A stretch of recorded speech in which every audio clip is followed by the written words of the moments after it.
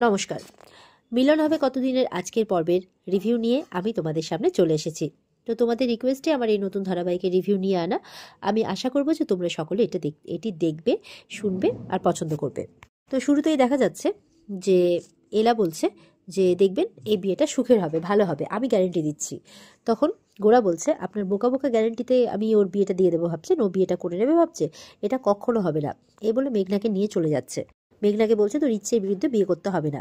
তখন গোরার বাবা এসে বলছে ও যদি বিয়েটা না করে তাহলে আমি ওকে সবকিছু থেকে কিন্তু বঞ্চিত করব। আর ওদিকে মৈনাক মনে মনে বলছে বিয়েটা করে নাও, তীরে এসে তরিটাকে ডুবিয়ে দিও না, আমার নামটা নিও না, নাহলে আমার এই কোম্পানির মালিক হওয়াই হবে না, এরকম একটা স্বপ্ন দেখেছে। আর নিজে এসে বলছে যে বিয়েটা করে নাও মেঘনা, বিয়েটা করে নাও, আমার মনে হয় দীপ্ত তোমাকে সুখী রাখবে। আর ওদিকে মেঘনার হাতটা ধরে যখন গোরা কারো কথা শুনবে না নিয়ে চলে যাচ্ছে, তোকে বিয়ে করতে হবে না, চল, আর কোনো সম্পত্তিও চাই না, তো চল, তুই নিজেই সবকিছু করে নিতে পারবি।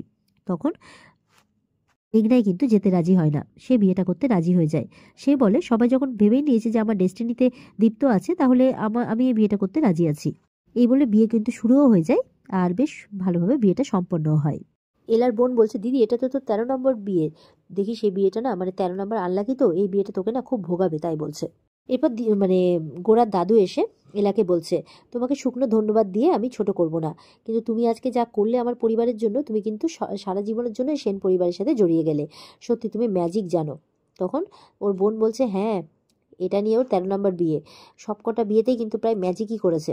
এলা বলছে আমার বাবা রূপকথার গল্প লিখতেন, তো সেই গল্পে যাই হয়ে যাক না কেন শেষে কিন্তু ভালোবাসার মানুষদের ঠিক মিল হয়, কোনো কারণবশত যদি সেটা না হয় তাহলে মিলটা করিয়ে দিতে হয় ম্যাজিকের মতো। এবার এলার বোন বলছে লাভা কি করে ঠান্ডা করতে হয় জানিস, বলে বলে মা আর পিপি প্রায় 50 বার ফোন করেছে, এবার কি হবে আমি কিছু জানি না। তো এবার তো এলা বলছে যে দাদু আমাদের এক্ষুনি বাড়ি যেতে হবে। বলছে সে কি না খাইয়ে দিয়ে ছাড়া যায় নাকি বিয়ে বাড়ি? বলে না না, এক্ষুনি যদি 10 মিনিটের মধ্যে বাড়ি না যাই না তাহলে আমার জীবনের রূপকথাগুলো ঘেটে ঘ হয়ে যাবে। বলে আসি হ্যাঁ, এই বলে সবাইকে টাটা জানিয়ে যাচ্ছে যখন, তখন দেখা যাচ্ছে যে মানে গোরা তার পাটা এগিয়ে দেয়, আর তার পায়ে হোঁচট খেয়ে এলা গিয়ে পড়ে একদম তার কোলে। তো এলা বলছে যে মানছি আমি সুন্দরী, কিন্তু তা বলে এইভাবে ডাইরেক্ট কোলে বসিয়ে নেবেন? আপনাকে আমি বলেছি না যে আমার একটা বয়ফ্রেন্ড আছে? তখন গোরা একদম ফেলে দেয়। তো বলছে যে আপনার সাথে আমার আবার দেখা হবে, আজকে আজকে থেকে আমার জীবনের সব থেকে বড় শত্রু হলেন আপনি। এলা তোর কথা শুনে অবাক হয়ে তাকিয়ে আছে। ওদিকে দেখা যাচ্ছে এলার বাড়িতে এলার জন্য তার পিপি কিন্তু সম্বন্ধ নিয়ে এসছে। সেই যে গতকালকে সেই পাত্রের কথা বলছিল, সেই পাত্র যাকে ঐশীর মনে ধরেছিল। ঐশী তো মন দেখে নয়, টাকা পয়সা আছে, চাকরি করে, মানে বাড়ি গাড়ি আছে, 3 তলা বাড়ি, এইসব দেখে তার খুব পছন্দ, শুনে আর কি। তো এবার এসেছে, তো পাত্রপক্ষ বলছে কি ব্যাপার মেয়ে কোথায়? বলে চলে আসবে চলে আসবে, চিন্তা করবেন না, এই চলে আসবে। আর এত প্রশংসা করছে, এলার মা বলছে হয়েছে, এত প্রশংসা করছে, মেয়েটা যে কোথায় আছে কে জানে। আর ওদিকে দেখা যাচ্ছে ঐশী দূরে দাঁড়িয়ে কিন্তু ছেলেকে ইশারা করছে, ছেলেও বেশ মেয়ের দিকে তাকিয়ে হাই হ্যালো করছে আর হাসছে টাসছে, এই চলছে। তখন বলতে না বলতে ওখানে চলে আসে এলা। এলে এসে বলছে কি গো মা কি হয়েছে? তখন এসে দেখছে বাড়ি ভর্তি লোক। তো তার মাকে ইশারা করছে কি হয়েছে, তার মা তখন ইশারাতে বলে। তখন মনে মনে বলছে ও পিপি তাহলে আমার বিয়ের জন্য আবার সম্বন্ধ এনেছে। তখন ছেলের মা বলছে কি কিরে কত বড় হয়ে গেছিস? ছেলের বাবা বলছে চিনতে পারছিস? বলে হ্যাঁ কাকু চিনতে পারবো না। এই বলে দৌড়ে গিয়ে প্রণাম করে। আর ছেলেটার নাম সুজিত। বলছে কি সুজিত দা ভালো আছে তো?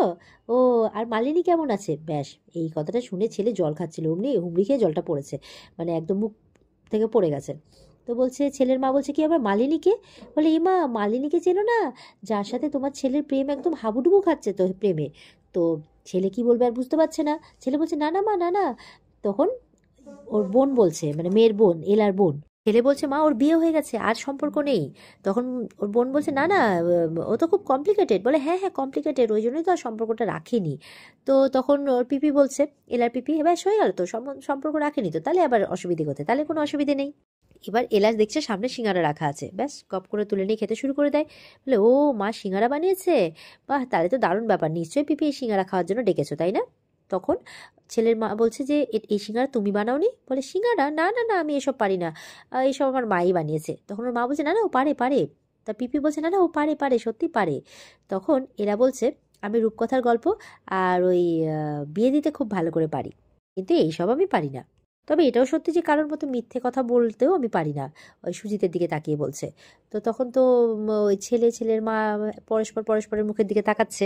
এরপর সেখানে আসে বধি নামে একটি ছেলে। এসেই বলছে, এলাকে এই কাজটা হয়েছে? এলা বলছে, ও বধিদা গিয়ে ও সবার সামনে ওর হাতটা ধরে ফেলেছে ইচ্ছা করে। বলছে যে এই যে বধিদা তো আমার খুব ভালো বন্ধু। তো ছেলের মা বলছে, কি একে? তখন বলছে, উমা জানেন না, এই যে বলছিলেন আমার নাকি বিয়ে করার ইচ্ছে নেই, আমার মনের মতো মানুষ হলে ঠিক বিয়ে করার ইচ্ছে আছে। তখন বলছে, ও বাবা, ওর সম্পর্ক আছে, তাহলে আবার এই সম্বন্ধ দেখতে গেছেন কেন? ছেলেকে তো দেখে মনে হচ্ছে ছেলে কোনো কিছু করে না। তখন এলা বলছে, কে বলেছে? ও ইউনিয়ন লিডার, আর ওর একটা ব্যান্ড আছে, সারাদিন সমাজসেবাই করে বেড়ায়। এলার বোন বলছে, ওমা, ওদের প্রেম কাহিনী তো পুরো পাড়া জানে, আপনারা জানেন না বুঝি? মানে দুই বোন মিলে উঠে পড়ে লেগেছে বিয়েটা ভাঙার জন্য। কিন্তু মেয়ের পিপি একদম মানে খুব রেগে গেছে, আর গিয়ে এলার মাকে বলছে, দেখলি তো তোর মেয়ে কি করে নাকটা কাটালো? এবার যদি এই বিয়েটা না হয়েছে তাহলে আর 7 দিনের মধ্যে তোমাদেরকে এই বাড়ি ছেড়ে চলে যেতে হবে, এই বাড়িতে তোমাদের আর থাকা চলবে না। এবার তো এলার মা পড়ে গেছে চিন্তায়, কি করবে? দিকে ঐশী বলছে, চিন্তা করো না, আমি আছি তো, আমি তোমার নাক কান কোনোটাই কাটতে দেবো না। দিদি বিয়ে করবে না তো কি হয়েছে, আমি বিয়ে করবো সুজিতদাকে। এটা শুনে ছেলে আর ছেলের বাড়ির লোক একদম উঠে দাঁড়িয়ে গেছে সিট ছেড়ে। বলছে, এইসব কি হচ্ছে? আমাদেরকে ডেকে এনে কি ঠাট্টা তামাশা হচ্ছে নাকি? ছেলের মা বলছে। তখন বলছে, না না, ঠাট্টা তামাশা হবে কেন? ঐশী বলছে, আসলে আমার দিদির জন্য নয়, ওর তো বিয়ে ঠিক হয়ে গেছে, তাই সম্বন্ধটা আমার জন্যই দেখা হয়েছে। আমার সুজিতদাকে বেশ পছন্দ। ও মা, ছেলেও কিছুক্ষণের মধ্যে বলছে, আমারও না মেয়েকে বেশ পছন্দ হয়েছে, এই বলে হাসছে দুজনকে দেখে। তার আগে তো ঐশী এতবার করে ছেলের পাশে ঘুরঘুর করলো, চা করে দেবো না কফি করে দেবো, আর ওদিকে ওই এলার মা শুধু ওকে সরাচ্ছে, আর পিপি ওকে সরানোর চেষ্টা করছে যাতে ও বিয়েটা ব্যাগরা দিতে না পারে। এই করতে করতে ছেলের মনে ধরেই গেছে ঐশীকে। এদিকে তো মেঘনাদের বিয়ে হয়ে গেছে। এবার যখন দীপ্ত ওর বউকে নিয়ে আশীর্বাদ নিতে আসছে, তখন দেখা যাচ্ছে মেঘনা ওই বিয়ের আসর ছেড়ে কিন্তু হাঁটতে হাঁটতে চলে যায়। ওরা তো চিন্তায় পড়ে যায়। গোরা মনে মনে বলছে, আই এম সরি মেঘ, আমি চেষ্টা করেও তোকে এই বিয়ে থেকে বাঁচাতে পারলাম না, এই প্রথমবার আমি জীবনে হারলাম। বলছে, এলা বোসকে আমি ছাড়বো না। আর মৈনাককে বলছে এলা বোসের ব্যাপারে খোঁজ নিতে, কোথায় থাকে কি করে সবটা। ঐশীর এদিকে বিয়ে করার এত শখ, ও একদম মানে নিজের সম্পর্কে বর্ণনা নিজেই দিচ্ছে। বলছে যে আমি দিদির মতো পড়াশোনায় অত ভালো না হলেও আমি কিন্তু দিদির কাছাকাছি রেজাল্ট করি, আর রান্না বান্না করতে আমি খুব ভালোবাসি, বাসন মাজা, সংসারে কাজ করা, এগুলো তো আমার হবি। আর এলারা কিন্তু এই কথাগুলো শুনে বেশ অবাক হচ্ছে। ছেলের মা বলছে, তুমি দেখতেও ভালো মিষ্টি, তোমাকে আমার খুব পছন্দ হয়েছে, আমি এরকমই একজন মেয়ে চাইছিলাম আমার ছেলের জন্য। বসো বসো, এই বলে নিজের পাশে বসায় মেয়েকে। এলার বোন বলছে, ওর কি মেমোরি লস হয়েছে নাকি, কি বলছে? এলা বলছে যে কোনোদিনও রান্নাঘরে ঢোকেনি, তার নাকি হবি রান্না করা, বাসন মাজা। এলাকে জিজ্ঞাসা করছে ছেলের বাবা, মা তুমি কতদূর পড়াশোনা করেছো? বলছে, এই তো আমার ফাইনাল ইয়ার চলছে, ফাইনাল ইয়ার কমপ্লিট হলে আমার অ্যাকাউন্টে চাকরি পাকা। এইসব শুনে এলার মারা যে কি মানে বলবে কিছু বুঝে পাচ্ছে না। বলছে, মা আমার মেয়েকে খুব পছন্দ হয়েছে। এমনকি ছেলের মাও বলছে, মেয়েকে আমাদের খুব পছন্দ হয়েছে। আর ওদিকে এলার পিপি বলছে, যাক, এই মেয়েকে নিয়ে এবার আদিক্ষেতা করিস, এই মেয়েই তোর মুখ ডোবালো, মানে বাঁচালো আর কি। এবার মেয়ে পছন্দ হওয়ার পর এবার সবাইকে মানে মেয়েদেরকে ভেতরে যেতে বলছে, আর বলছে আমরা একটু দেনা পাওনার কথাটা সেরে নিই। এলা বলছে, দেনা পাওনা? তো এলার মারা বলছে, এই তোরা ভেতরে যা, তো ভেতরে যা। আর ইয়েদেরকে বলছে, মানে ঐশী আর সুজিতকে বলছে, যাও না যাও, তোমরা ভেতরে গিয়ে কথা বলে এসো, কোনো কিছু বলার থাকলে তোরা ভেতরে চলে যায়। এবার ঐশী নীরাকে বলছে, যা ওদেরকে ফলো কর। তো নীরাও গিয়ে চুপ করে ওদেরকে ফলো করছে। আর এদিকে ঐশী দেখা যাচ্ছে ছেলেকে বলছে, মানে খুব পটাচ্ছে। ছেলে বলছে, কি সুন্দর আপনার ক্রিয়েটিভ কোনো কিছু, মানে কিছু নেই, এক্সট্রা কোনো কিছু করেন না? বলছে, এই যে গান বা আঁকা এই সমস্ত। বলে, গান আঁকা, নাচ করতে আমি খুব ভালো পারি। নীরার সাইড থেকে বলছে, নাচাতেও। তখন ঐশী বুঝতে পারে যে নীরাই সাইড থেকে এরকমটা বলছে। দাঁড়া রে, মনে মনে বলছে, তোকে আমি মজা দেখাচ্ছি পরে। তখন বলছে, আসলে ছেলে ভাবছে যে কার আওয়াজ হলো। মেয়ে বলছে, ও পুরনো বাড়ি তো, অনেক সময় কথা বললে ইকো হয়, আপনি ওসব বাদ দিন। আচ্ছা, আপনার অ্যানুয়াল প্যাকেজ কত? ছেলে বলছে, ওই 17 লাখ ধরে রাখুন, এখনো একটা প্রমোশন বাকি আছে, তো 17 লাখ ধরে রাখুন। বলে, 17 লাখ? এই বলে তো অজ্ঞান হয়ে পড়ে যাওয়ার মতো অবস্থা। তখন ছেলে ধরে নেয়, বলে, কি হয়েছে আপনার? বলে, না কিছু না, লাভ এট ফার্স্ট সাইট। আর ওদিকে ছেলের বাড়ির লোক দাবি করছে গা ভর্তি গয়না, উপরে ঘরটা নতুন করেছে তো সেখানে আলমারি আর খাট এইটা দিতে হবে, আর গা ভর্তি গয়নাতে দিচ্ছে নি। তো মেয়ের মা বলছে, বুঝতেই তো পাচ্ছেন, আমাদের ব্যাপারটা তো সবই জানেন, যে ওরা অনেক ছোট ছিল তখন ওদের বাবা ওদেরকে ছেড়ে চলে যায়, তাই সেরকম তো কিছু দিতে পারবো না, ওই আমার পুরনো যা গয়না আছে সেটাই ভাবছিলাম দিয়ে ওদেরকে বিয়ে দেবো। তখন ছেলের বাবা বলছে, খালি হাতে ছাড়লে তো হবে না, কিছু না দিলেও কমসে কম 10 লক্ষ টাকা তো দিতেই হবে, আমার MBA পাস করা ছেলে।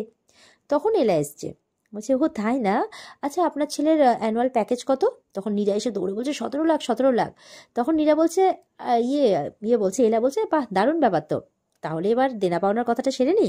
ও পিপি বলছে এই তোরা ঘরে যা তো ঘরে যা। বলে না না, দেনা পাওনার কথাটা সারতে হবে তো, যে ওরা কি কি দিচ্ছে আমাদেরকে। ছেলের বাবা বলছে আমরা আবার কি দেবো? বলে কেন?